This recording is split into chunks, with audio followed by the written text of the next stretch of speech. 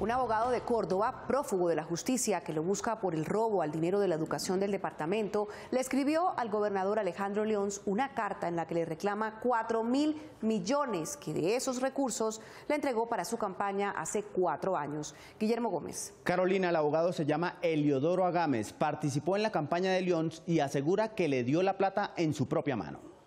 Esta carta le pide al gobernador de Córdoba, Alejandro Lyons, que regrese con intereses los 4.000 millones de pesos que el abogado Eliodoro Agames le aportó a la campaña para que fuera elegido gobernador. De manera oportuna. El abogado Agames es prófugo de la justicia. Así lo reconoce él mismo en la carta, en la que además dice que Lyons tenía conocimiento de la procedencia de esos dineros. Con extrañeza ahora nos preguntamos por qué usted no nos hizo ver que estábamos frente a un eventual delito, ya que es conocedor del derecho penal, y por el contrario, guardó silencio. Los 4.000 millones son producto del robo a las arcas de la educación en Córdoba. Así lo ha establecido la Fiscalía, que tiene vinculado a un proceso penal al prófugo abogado Agames, por lo que este reclama que se devuelva ese dinero que le está pidiendo el ente acusador. Esos dineros resultaron siendo espurios. Hay que devolverlos al Estado colombiano en una eventual negociación para mitigar el impacto penal que sobre mí y o miembros de mi familia recae la acción penal por haber recibido dineros de esa naturaleza. Como el abogado Agames no tuvo respuesta a la petición enviada al gobernador, le acaba de instaurar una acción de tutela en la que asegura que esa plata fue entregada en las manos de Lyons y del ex senador Miguel Alfonso de la Espriella. No tengo conocimiento de la existencia. Revisado el informe de ingresos y gastos de la campaña de Alejandro Lyons, que está en poder del Consejo Nacional Electoral, no aparece registrado ese aporte de 4.000 millones de pesos. En respuesta a un derecho de Noticias 1, el director de la Picota certificó que el recluso parapolítico Juan Carlos Martínez sale y entra de la cárcel con una frecuencia inusitada. Entre enero y agosto de este año, 70 veces salió del penal. Carlos Cárdenas. Carolina, de las 70 salidas registradas, 64 tuvieron que ver con excusas, supuestamente iba al médico. Las otras 6 supuestamente iba a atender algunos asuntos judiciales, pero no se sabe con certeza a cuáles fue y a cuáles no. El director de la cárcel La Picota de Bogotá certificó que el ex senador Juan Carlos Martínez Sinisterra, condenado a 7 años por nexos con paramilitares, está saliendo de su celda en promedio cada 3 días y medio para ir supuestamente a muchas citas médicas y algunas audiencias judiciales. El interno Juan Carlos Martínez Sinisterra salió en remisión 70 veces en el periodo comprendido entre el 1 de enero de 2015 hasta el 25 de agosto de 2015. De las 70 salidas registradas desde enero hasta agosto de 2015, 6 fueron para asistir a diligencias judiciales y 64 para ir supuestamente al médico. Es decir, solo el 8% de sus salidas tuvieron relación con la justicia y el 92% restante con sus intensos quebrantos de salud. El archivo de remisiones dice que solo en el mes de enero, Martínez salió de la cárcel 8 veces, pero al médico. Y para una de esas citas salió a las 4 de la mañana de La Picota. De los 243 días que hay entre enero y agosto, Martínez dejó su celda 2 veces el mismo día. En estas fechas, 21 y 28 de enero, 10 y 24 de febrero, 26 de junio, 1 y 8 de julio y los pasados 10 y 11 de agosto. Sus ausencias de la cárcel se incrementaron en julio y agosto. Extraoficialmente se dice que este aumento se relacionó con las elecciones del domingo 25 de octubre. Otros internos compañeros de Martínez en el famoso pabellón Eresur de parapolíticos y funcionarios de La Picota también tienen registradas múltiples salidas por supuestas citas médicas. Por ejemplo, el expersonero de Bogotá Francisco Rojas Birri, condenado a 96 meses de prisión por el carrusel de la contratación, salió 23 veces entre el 1 de enero y el 24 de septiembre pasados. Rojas Birri salió en promedio cada 11 días. De esas 23 salidas, solo 2 fueron para audiencias y 21 para ir al médico. Durante los mismos 9 meses salió 26 veces de la cárcel La Picota el exdiputado de Caldas Carlos Hernán Serna Trejos, más conocido por ser aliado político del condenado y fugitivo excongresista Fernete Apasco. El exdiputado Serna dijo que fue 20 veces al mismo centro de salud de Rojas Birri en el norte de Bogotá. En conclusión, estos presos de La Picota parecen vivir más afuera que adentro de los muros de ese conjunto penitenciario. El senador que le dijo maluca a una candidata en Córdoba reiteró sus disculpas, pero la ofendida no las creyó sinceras. Joana Fuentes. Carolina Musa Besay le aseguró delante de su esposa e hija que es admirador de las mujeres, pero sugirió que la candidata de Tuchín, a la que hizo alusión, anda en malas compañías. 20 puntos por encima. luego de la polémica generada por el discurso del senador Musa Besaile en una plaza pública de Tuchín, Córdoba, en donde se refirió a la candidata opositora de su partido como una mujer maluca, el congresista reiteró sus disculpas. No quise de pronto ofender a esa niña en lo más mínimo, pero es de hombre cuando uno comete los errores reconocerlo. Le pido excusas.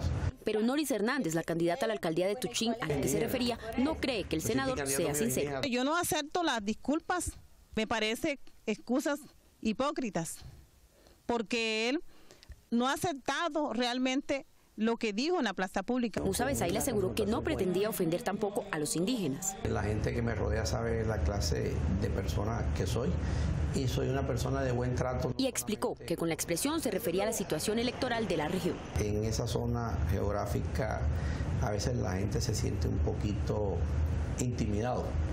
Se siente intimidado en hacer política libremente. Rodrigo Pérez, candidato que disputa la alcaldía de Tuchín con la indígena Noris Hernández, aseguró que recibió protección por las amenazas contra él y su equipo de campaña y cuestionó las compañías de su rival. Todos sabemos quién está detrás de esa candidata y